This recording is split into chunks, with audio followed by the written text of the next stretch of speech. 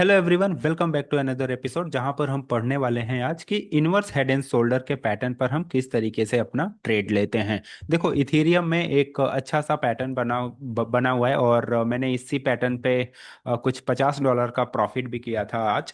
और इसीलिए ना मेरे दिमाग में ये आइडिया आया, चलो क्यों ना इस पैटर्न पर हम एक वीडियो बनाते हैं। ठीक है, अगर आप ये वाला पैटर्न देख रहे हो तो ये वाला पैटर्न आपको सेम कुछ इसी वाले पैटर्न की तरह से लग रहा होगा, राइट। चलो अब हम इसके बारे में एक डिटेल में डिस्कशन करते हैं। तो प्लीज मेक श्योर कि आप इस वीडियो को लास्ट तक देखिए, तभी आपको चीजें समझ आएंगी और आप इस पैटर्न पर अपना ट्रेड ले पाएंगे। सबसे पहले ना, इस पैटर्न का अगर मैं नाम लिखना चाहूँ तो इसे हम कहते हैं inverse head and shoulder, right. अब इनवर्स हेड एंड शोल्डर की कहानी ये है कि इस तरीके का कुछ स्ट्रक्चर होता है। ये हमारा एक शोल्डर होता है, यानी कि ये वाला भाग, और ये वाला हमारा एक राइट शोल्डर होता है, यानी कि ये वाला भाग, और इसे हम क्या कहते हैं, हेड। तो कुछ इस तरीके से ये मिलकर हेड एंड शोल्डर पैटर्न बनाता है। अब क्योंकि ये उल्टा है, आप ये समझ रहे हो, क्योंकि शोल्डर तो ऊपर की साइड रहता है कुछ इस तरीके से। ठीक है, कुछ ये हमारा शोल्डर हो गया, ये शोल्डर हो गया, और ये वाला हमारा हेड हो गया। तो क्योंकि यहाँ पर ये पैटर्न उल्टा है, इसीलिए हम इसे क्या कह रहे हैं, इनवर्स हेड एंड शोल्डर। अब जो ये वाली लाइन है ना, इस वाली लाइन को हम लोग क्या कहते हैं, नेक लाइन। ठीक है, नेक लाइन यानी कि जो इस तरीके से यहाँ से एक लाइन जा रही है, आप देखोगे कि ये दोनों हेड एंड शोल्डर एक सीधी रेखा में है, एक सीधी लाइन में है, इसीलिए हम इसे क्या कह रहे हैं, नेक लाइन। ठीक है, अब इतनी चीजें समझने के बाद आइए मैं आपको बताता हूं इसमें कि हमें ट्रेड वगैरह कैसे प्लान करना है।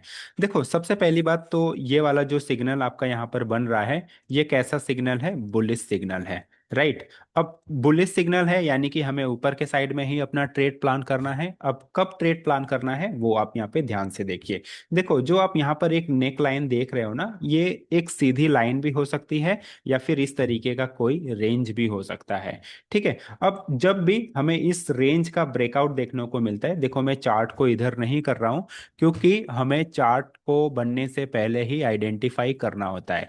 चार्ट बन जाता है, ब्रेकआउट हो जाता है, तब सारे लोगों को समझ में आता है कि हाँ यार, यहाँ पर हमने बाई किया होता और यहाँ पर हमने सेल किया होता, हमारा मस्त प्रॉफिट बनता, राइट। लेकिन हमें सीखना है कि चार्ट बनने से पहले, ब्रेकआउट होने से पहले, तो इसीलिए मैंने चार्ट को कुछ इस जगह पे सेट किया हुआ है। तो ये बता रहा था कि जब भी हमें इस नेक लाइन का ब्रेकआउट देखने को मिलता है कुछ इस तरीके से, तो हम यहाँ पर एक लॉन्ग एंट्री प्लान कर सकते हैं ऊपर के साइड में।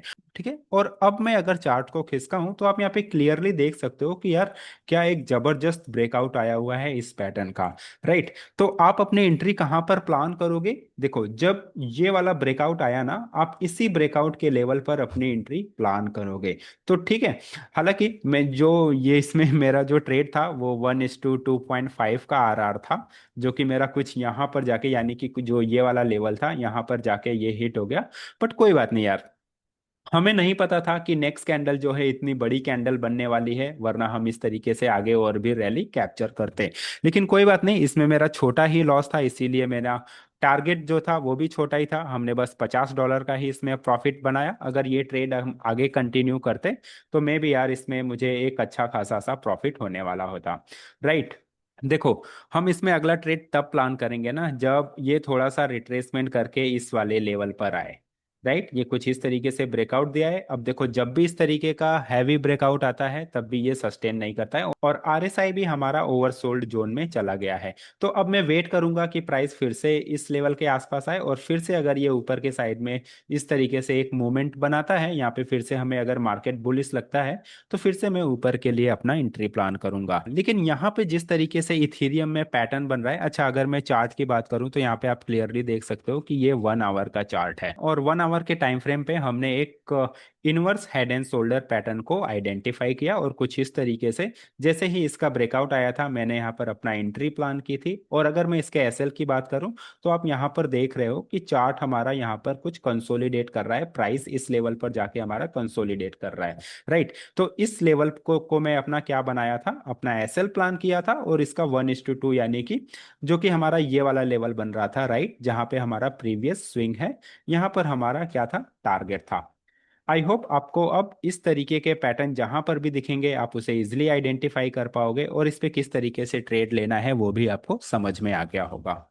चलो मिलते हैं हम अपने नेक्स्ट वीडियो में। अगर फिर से और कोई चार्ट पैटर्न बन रहा होगा तो मैं इसी तरीके से आपको ये सारी चीजें एक्सप्लेन करूंगा, लाइव चार्ट दिखा करके कि मैंने वहां पे कहाँ पे ट्रेड लिया था, किस तरीके से मैंने एंट्री प्लान की थी, किस तरीके से अपना एसएल प्लान किया था। ये सारी चीजें आपके सामने मैं डिस्कशन करूंगा। अगर आप लोग इस चैनल पर नए हैं तो प्लीज मेक श्योर कि डू सब्सक्राइब, सो दैट आपको इस तरीके की और भी एजुकेशनल वीडियो मिल सके।